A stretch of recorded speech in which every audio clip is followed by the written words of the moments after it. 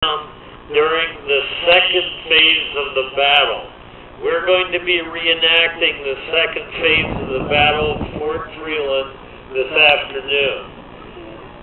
At the flagpole back of you, if you have any questions after what you see this day or in the museum, see me at the flagpole and I'll be glad to help answer your questions.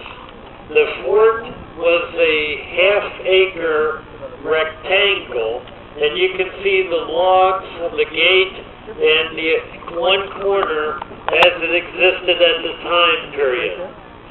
The house that was stood inside the fort was by the brick building, the Howard Sloat House.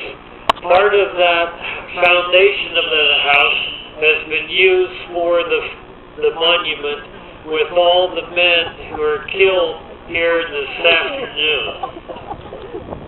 It's July 28th, 1779. During the morning, 180 Iroquoian warriors under the National War Chief Corn Planter, 50 Butler's Rangers out of Fort Niagara, and 14 British regulars of the 8th Regiment of Foot have come down here and besieged this fort.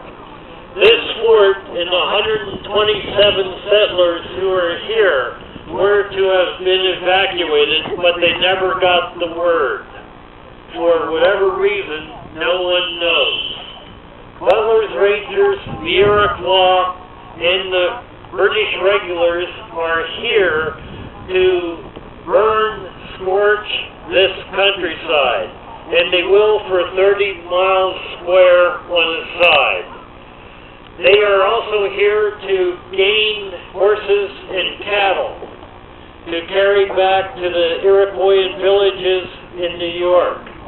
They are also here to divert Washington's army under General John Sullivan of 6,500 men from destroying 40 villages in New York State by the Iroquois.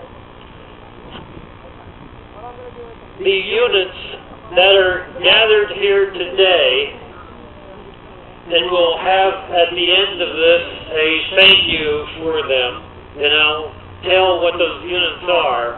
But for now, the units that fought here are Kemplin's Rangers of Northumberland County, Captain Hawkins Boone's militia. There will be 36 of them.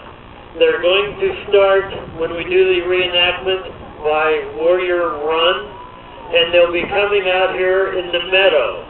They are here to rescue the women and the children, because by 12 noon, this fort has capitulated. After 3 hours of battle, 5 men back of you are laying dead inside the fort. 4 of them out here in the fort, 1 of them by the gate, and 1 down by this wood line. Hawkins Boone's and Kemplin's Rangers, militia Rangers, are here to rescue the women and the children. The men are also prisoners. After the deaths of many men of the garrison, Captain Lytle capitulates under a flag of truce halfway between the high school today and near the football stadium and the Howard Sloat House, halfway in between. The men will be marched up to Fort Niagara at the mouth of the Niagara River on Lake Ontario, and will be prisoners of war for the next 3 years until the war ends in late 1782. The women and the children,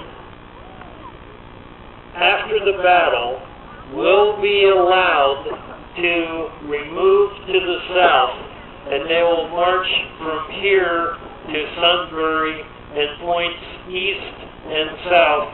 Some of them will end up in New Jersey, some in very southern Pennsylvania. The units that are here, again, are the Iroquois Warriors, 180, Butler's Rangers, 50, under Captain John McDowell, and 14 British regulars out of Fort Niagara. They'll be up against 36 of the rebel forces. The guns, quote unquote, guns that are used here today are like then. Rifles with a range of 150 yards and smoothbore muskets with a range accurate of approximately 50 to 60 yards. Iroquois women accompanied this army. The job of the women is to bring down cattle for food supplies for the men. They are to ransack the fort, herd up the prisoners, and march them back to Fort Niagara. Again, for those of you coming in after the battle reenactment, if you meet by the flagpole, I will be glad to answer any questions you have. The casualties here by this afternoon's battle of the relief force will be, for all this British Army, 1. The men who are killed here throughout the day are represented and engraved on the monument by the flagpole.